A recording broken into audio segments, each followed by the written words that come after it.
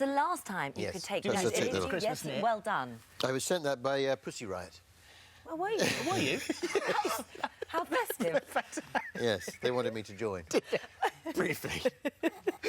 Merry Christmas, everyone. Merry Christmas. So from that, what we've just seen, you've got the little girl, Connie, and she teams up with Professor Branestawm. This was last Christmas, yes. and she's saving the local village from the councillor Harold Haggerstone's evil plan to put this big factory in the middle of the village and destroy everything. Yes. That was last year. Yeah. He's back this year. What is he doing now?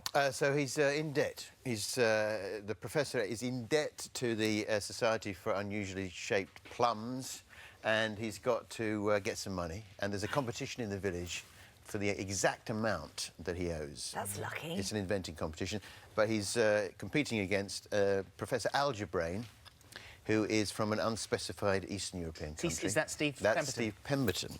You must have had a riot filming it. Well, we have a lot of fun. You know, most filming time. is hanging around, as you know. Yeah. So it's...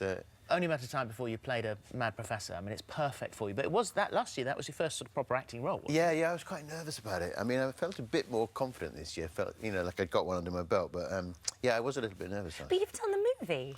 Yeah, but it's difficult when you're being Harry Hill, you know. That, I mean, obviously, I can do that. And then, actually, that's why I said yes to this, because it's not a million miles away from, let's face it, from... from Harry Hill. And I had a meeting while we were making it, a sort of, you know, a meeting about some other project. And so the lady in makeup said, I'll give you a moustache that matches. So I actually had a moustache stuck on. And I went into the meeting and I could feel it beginning to serious feel up. meeting? Yeah, yes, about a musical. And I've met one of them before, but the other two I hadn't met. And I went in and I said, oh, hello, nice to meet you. And they're sort of looking at me. And I said, I'll be honest, I'll come clean up. I'm wearing a false moustache. And I took it off and stuck it on the table. Who must have thought you were mad? Yeah, but I think they just thought, oh, yeah, he is that mad bloke. He's a bit eccentric. Yeah. Can I ask you, what is your fascination with Phillip Schofield's face? Well, I think everyone shares that fascination. But some don't. Not many take it as far as you do. Well, I started to... this is slightly embarrassing. When they... You know, we had this little research chat, and they said, "Oh, would you bring? You've done a picture of Phillip, haven't you? And you've carved a tribal mask out of walnut. Wow! Of Phillip." I thought, oh, it must be Eamonn and Ruth. I didn't think I'd actually be on, you know, facing the great man. Has he got a good face to paint and carve? I just got the hang of it. Yeah, but this is, you say, you've done a picture. You've done another picture. This is the second one. This is the second one. The first one, I actually swapped with the artist, the Turner-nominated artist, David Shrigley. He owns that one now. Wow. I've got one of his. This is the new one. So this is, and we've actually got, it's down by the side of me here. I'll always carry it with me, you see, because it's... Yes, now this is you. It's just brilliant. Actually, it's very good. I think this could be your publicity shot. What's this? What is he? So it's, in my mind, this is Phillip Schofield as a sort of king of the bugs. Okay. And he's invaded in these glitter balls. You see, this one's got a door, and this is probably the M23 Fleet Services there.